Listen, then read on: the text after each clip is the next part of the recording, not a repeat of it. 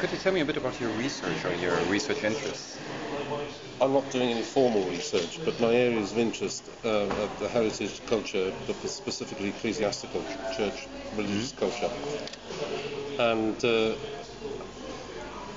generally, I don't think heritage and culture has embraced technology widely. The larger places have, but heritage is in most places, certainly in the UK and definitely in Wales, is made up of very small places, which are risk averse, which are poorly funded, and have to rely on donations, legacies, and inconsistent forms of income, which doesn't lead them necessarily, therefore, to be. It's not an easy move for them to go to spending money on technology. But I wonder if actually that would in itself, by using technology, particularly pre-visits, so that most, even the smallest of heritage sites now will have websites, and if they can use the website more creatively to use a multimedia approach, would inspire more people to visit.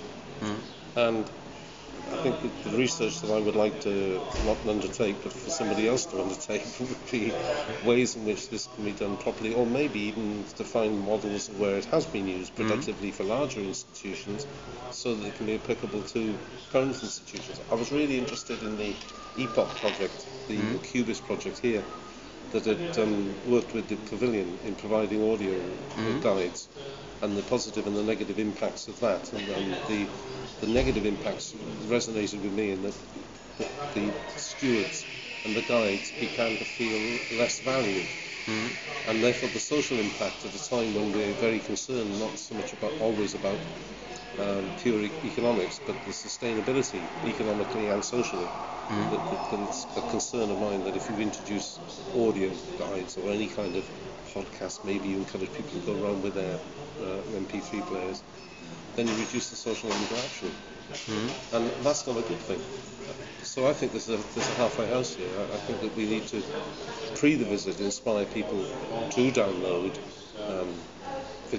audio footage, which gives them a taste of the heritage building, maybe puts it in a context, and encourages people to visit, to get the specifics of visiting. But there, at the place, wherever possible, and for as often as possible, they meet real people. I think to find real people, you have to go to an advert for AXA Insurance that says, "Be a real person." I'm not sure what that means, but you know. And I think the more, I've really taken with the Liverpool partnership, Merseyside partnership, who in opening up suburban areas of Liverpool as areas of interest, are using local people to do the guiding. They're not using necessarily blue badge guides or what other badge guides, but they're finding and volunteers from within the community to tell people about that community. Now that's much more exciting. I get much more interest out of going to Dublin and hearing from a Dubliner about, I don't know, St Patrick's Church, or about the Writers' Museum. Actually, the Writers' Museum in Dublin uses an audio guide, and so I went around for an hour in there, totally oblivious of anybody else. And it was very interesting, but I didn't interact with anybody at all to the bookstore. And so I'm interested in how we use technology pre the visit, minimally in the visit, and I'm not very keen on something isolated in terms of headphones. I think there's a more subtle use of video screens and that enhances your visit.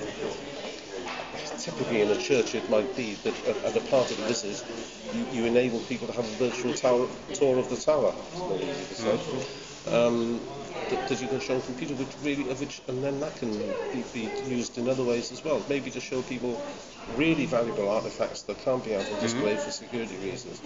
So minimal use of technology in the building, and then it's actually maybe on the basis that people really like planning their visits, like being at the visits, but also like to reflect on it, that there's a section in the website that's specifically for post-visit, that kind of answers questions that you now want to ask, or addresses issues that have now become apparent because you've been there. That's it, really. Thank you very much.